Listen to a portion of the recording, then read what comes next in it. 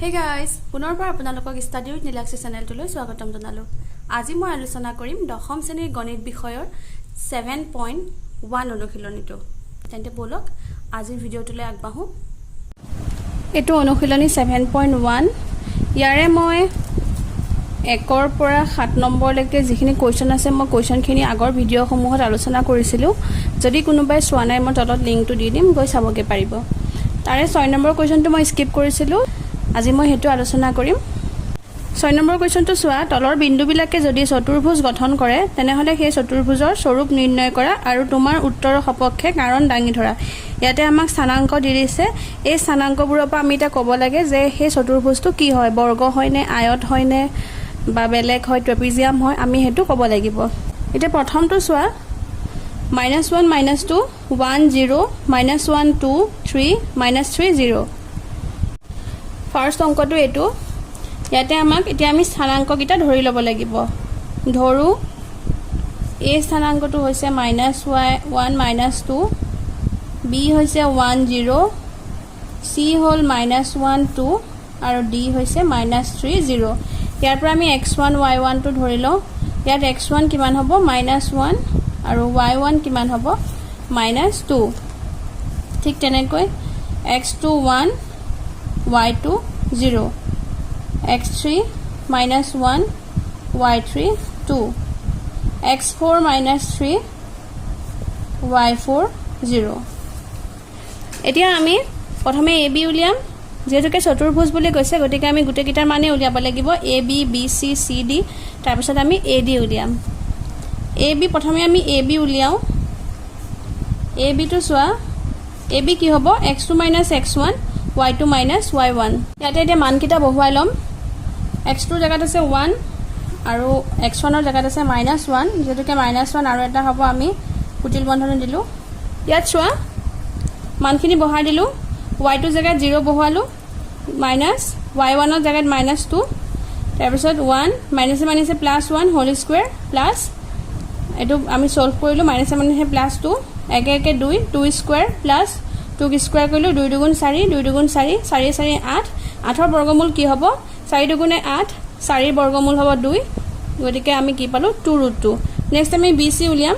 bc তেনেকে x3 x2 y3 y2। ইয়াতে মানবোৰ বহাই দিলো। x3 মান -1, x2 ৰ জায়গাত 1, y3 ৰ জায়গাত 2, y2 ৰ জায়গাত 0। মাইনাসে প্লাস -2 হোল স্কয়াৰ, এটো 2 স্কয়াৰ হ'ব, 2 কি স্কয়াৰ কৰিলে 4, 2 কি স্কয়াৰ কৰিলে 4, 4 4 8। এটোৰ বৰ্গমূল সেই এটোৰ দৰে হ'ব 8ৰ বৰ্গমূল 2√2। bc হল। এবাৰ উলিয়াম আমি cd, ab bc। এটো ধৰা এটা চতুৰ্ভুজ, মই বুজাই দিছো। এটো ধৰা এটা চতুৰ্ভুজ, এটো ধৰা চতুৰ্ভুজ। এটা বাহুৰে আগুৰা বন্ধ ক্ষেত্ৰক চতুৰ্ভুজ বোলে। এই চতুৰ্ভুজৰ আমি বাহুবোৰ এতিয়া চাম। এতিয়া বাহুবোৰ আমি চাই আছো। ab মান উলিয়ালো, 2√2 পালো, bc মান 2√2, cd মান উলিয়াম, ad মান উলিয়াম। ইয়াৰ পৰা এতিয়া আমি যদি দেখো যে চাৰিটা বাহুৱে সমান, তাৰ পিছত আমি কি উলিয়াম, কৰ্ণকিটালৈ উলিয়াম। যদি কৰ্ণও সমান হয় তেনেহলে গম পাম এটো এটা বৰ্গ। যদি এই চতুৰ্ভুজটোৰ মুখামুখি বাহু কেইজোৰ সমান হয় বা এজোৰ আৰু এজোৰ এডাল সমান হয় তেনেহলে কি গম পাম যে চতুৰ্ভুজটো আয়ত। তেনেকৈ আমি উলিয়াব লাগিব। এটা দুটাৰ মান সমান হৈছে, আমি ab আৰু bc উলিয়ালো। এবাৰ cd উলিয়াম আৰু ad উলিয়াম। cd কি হ'ব চোৱা, cd টো একে x4 x3 y4 y3। cd জায়গাত হ'ব x4 x3 whole square plus y4 y3 whole square. x4 জায়গাত হ'ব -3 মাইনাস x3 জায়গাত হ'ব -1। গতিকে কুটিল বন্ধনী হ'ব। y4 জায়গাত হ'ব 0 আৰু y3 জায়গাত হ'ব -2 হোল স্কয়াৰ। -3 মাইনাসে +1 whole square plus -2 whole square. এটো -2 হৈ যাব, -2 whole square plus -2 whole square. এটো কেনেকৈ হল বুজি পাইছা নহয়। ডাঙৰ সংখ্যাটোৰ আগত মাইনাস আছে, মাইনাসে প্লাসে মাইনাস, 3 ৰ পৰা 1 গলে 2, 2 কি স্কয়াৰ কৰিলে 4, মাইনাসক স্কয়াৰ কৰিলে প্লাসে হৈ যাব। এটো হে একে 4 4 8। আমি কি পালো 2√2, 8ৰ বৰ্গমূল 2√2। নেক্সট আমি ad টো উলিয়াম।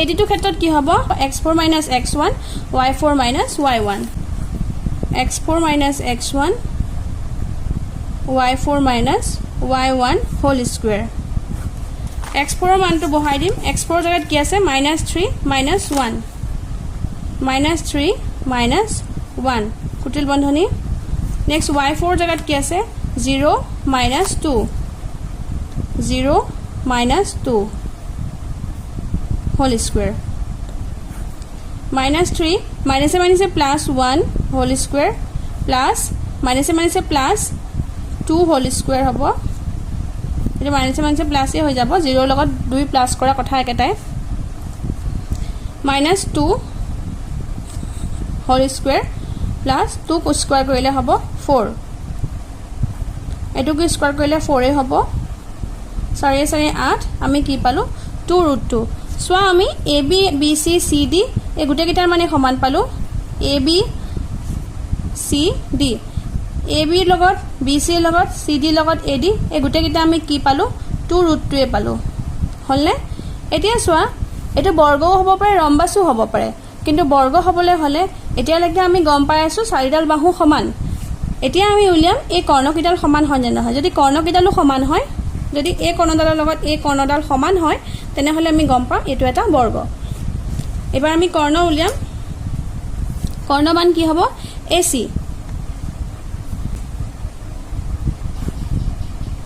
x3 - x1 whole square plus y3 - y1 whole square এটোৱে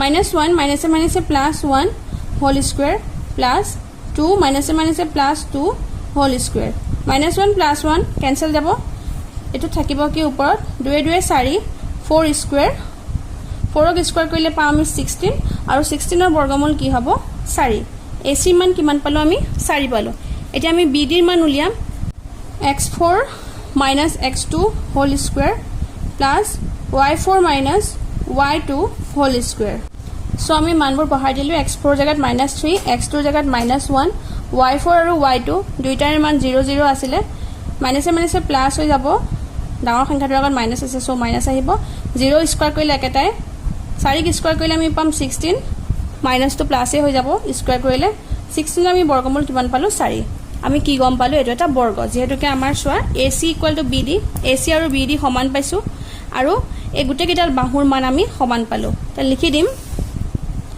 যেহেতু AB = BC = CD = AD 2√2 অৰ্থাৎ আমি কি গম পালো বাহুবোৰ সমান নেক্সট আমি AC আৰু BD মান কিমান পালো 4 অৰ্থাৎ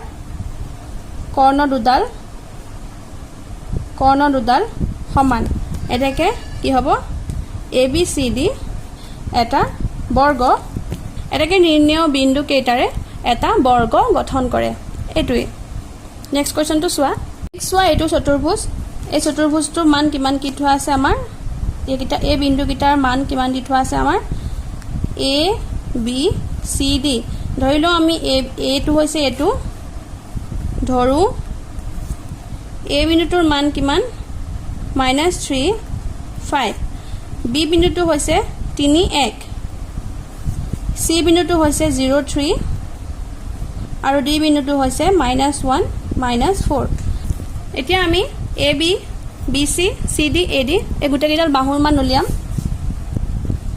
তাৰপৰা আমি গম পাম কোনডাল বাহু সমান কোনডাল নহয় তাৰপৰা আমি নিৰ্ধাৰণ কৰিম যে চতুৰ্ভুজটোৱে কি গঠন কৰিছে AB = সোৱা সূত্ৰমতে ইয়াত আমি x1 y1 টো লিখি ল'ব লাগিব x1 হৈছে -3 আৰু y1 হৈছে 5 x2 হৈছে 3 x3 হৈছে 0 x4 হলে -1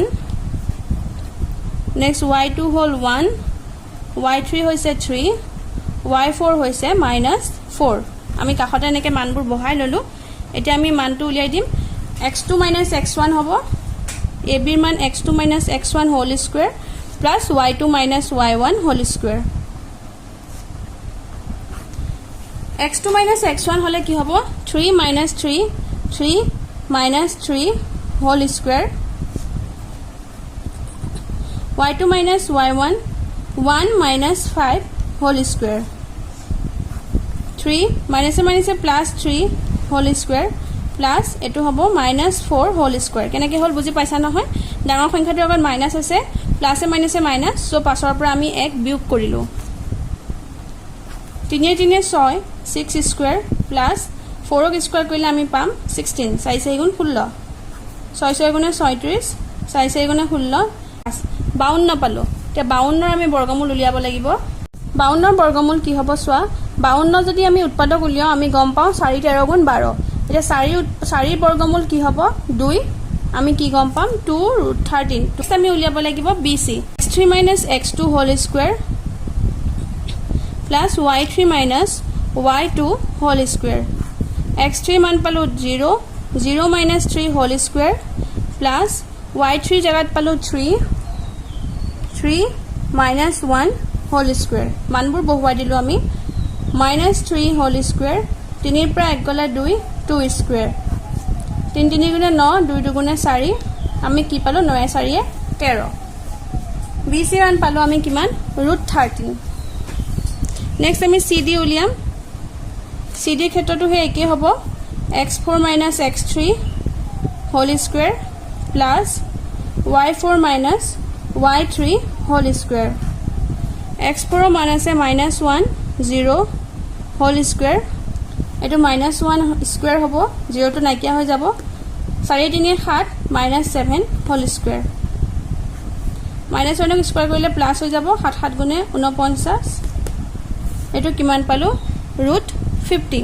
তে ৰুট 50 ৰ বৰ্গমূল কি হ'ব চোৱা, যদি আমি কৰো 25 দুগুণে 50 25 দুগুণে 50 25 ৰ বৰ্গমূল কি হ'ব 5 আৰু বৰ্গমূলৰ ভিতৰত কি থাকিব 2। 50 ৰ বৰ্গমূল কি হ'ব 5 ৰুট 2।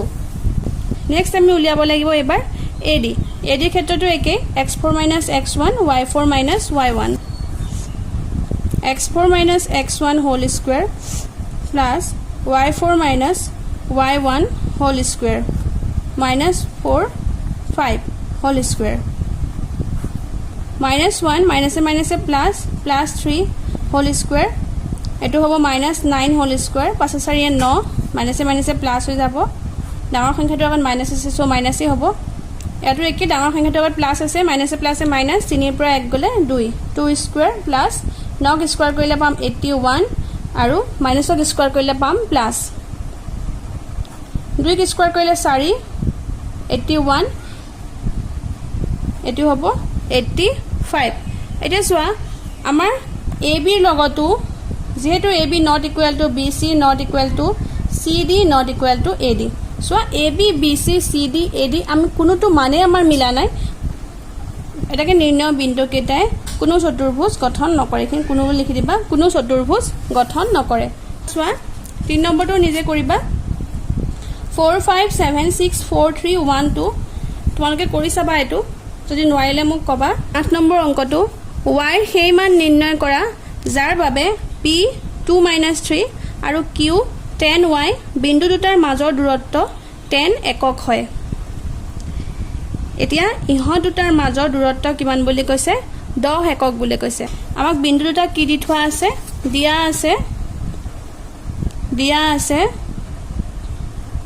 দিয়া আছে p মানটো কিমান 2 3 আৰু q মানটো কিমান আছে 10y। এটা ইহত দুটাৰ মাজৰ দূৰত্ব অৰ্থাৎ আমাক কি দি দিছে pq। গম পাইছানে আমাক কি দি দিছে pq টো দি দিছে। আমি দূৰত্বটো কেনেকৈ লিখো pq বুলি লিখুনে নিলিখো। যদি ab থাকিলে হয় আমি ab লিখিলো হয়, তেনেকৈ আমি দূৰত্ব উলিয়াও। আমাক এবাৰ pq মানটো দি দিছে কিমান দিছে 10 একক হয়। গতিকে আমাক pq মানটো দিয়ে দিছে। এতিয়া আমি এতিয়া pq সূত্ৰটো প্ৰয়োগ কৰি দিয়া, দূৰত্বৰ সূত্ৰ প্ৰয়োগ কৰি দিয়া। বুজি পালানে এখিনি? x1 = 2 x2 = 10 y1 কিমান আছে -3 আৰু y2 এবাৰ কিমান আছে y আছে। এবাৰ y2 মান y আছে। সূত্ৰটো বহাই দিয়া x2 - x1 whole square plus y2 - y1 whole square equal to 10। x2 জায়গাত হ'ব 10 - 2 10 - 10 - 2 whole square y2 - y1 y - 3 কুটিল বন্ধনী হোল স্কুৱেৰ ইকুৱেল টু 10 10 পৰা 2 গ'লে 8 8 স্কুৱেৰ y মাইনাছে মাইনাছে plus 3 whole square equal to 10 8ক স্কুৱেৰ কৰিলে 8 8 গুণ 64 y প্লাছ 3 হোল স্কুৱেৰ সূত্ৰত ভাঙি দিয়া a plus b whole square সূত্ৰ কি আছিলে a square plus 2ab plus b square এটো সূত্ৰত আছে এবাৰ ভাঙি দিয়া y স্কুৱেৰ প্লাছ 2 3 গুণে 6y প্লাছ 3 ক স্কুৱেৰ কৰিলে আমি কি পাম 9 এটো বুজি পাইছা নহয় এতিয়া আমি এই ৰুটটো উঠাব লাগিব ৰুট উঠাবলৈ হলে আমি কি কৰিব লাগিব বৰ্গ কৰি দিব লাগিব যদি আমি এফালে বৰ্গ কৰি দিও প্ৰথমে এটো যোগ কৰি লোৱা 64 এ 9 এ কিমান হ'ব 73 প্লাছ y স্কুৱেৰ এটো ৰুট আছে ৰুটৰ পৰা যদি আমি স্কুৱেৰ কৰি দিও তেতিয়া বৰ্গমূল চিনটো উঠি যাব কিন্তু এফালে আমি স্কুৱেৰ কৰিলে নহব আমি কি কৰিব লাগিব দুয়োফালে বৰ্গ কৰি দিব লাগিব গতিকে আমি লিখি দিছো যে দুয়োফালে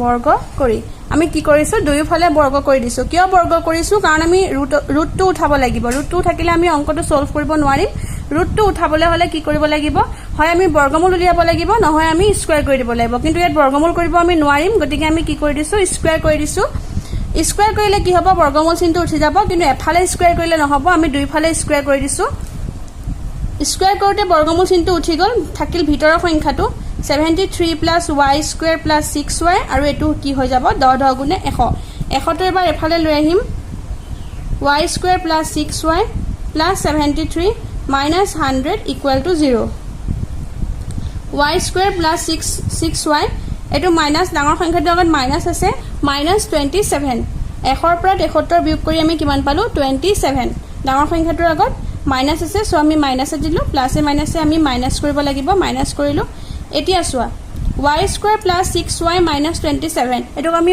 a plus b whole square সূত্ৰত ভাঙিব নোৱাৰিম যেহেতুকে 27 টোক আমি বৰ্গ কৰিব নোৱাৰিম আমি উৎপাদক বিশ্লেষণ কৰিব লাগিব আমি আগৰ অংকত কৰিছিলো মাজৰ সংখ্যাটোক এবাৰ কিহত ভাঙি দিব লাগিব উৎপাদকত ভাঙি দিব লাগিব 27 ক প্ৰথমে কি কৰিব লাগিব ইয়াত থকা সংখ্যাটোৰ লগত পূৰণ কৰিব লাগিব এখিনিত কি সংখ্যা আছে 1 এটা আছে 27 গুণে 27 27 ৰ এতিয়া উৎপাদক উলিওৱা 3 9 গুণে 27 3 3 গুণে 9 এই উৎপাদকখিনিৰ পৰা আমি 6y টো পাব লাগিব কেনেকৈ পাম তাৰো সূত্ৰ আছে চোৱা 27 ৰ আগত কি চিন আছে মাইনাছ আছে সো আমি 27 ৰ উৎপাদক কিটাৰ মাজত বিয়োগ কৰি আমি 6 টো পাব লাগিব আমি কি গম পাও 9 3 গুণে 27 যদি আমি 9 ৰ পৰা 3 টো বিয়োগ কৰো তেনেহলে কি পাম আমি 6 পাম y টো আহি যাব এনেকুৱা নিয়ম মই আগতে শিকাইছিলো প্ৰথম উৎপাদক এনেকৈ উৎপাদক বিশ্লেষণ কৰিব দিলে প্ৰথম চাবা 27 ৰ লগত এই আগত থকা সংখ্যাটো পূৰণ কৰিবা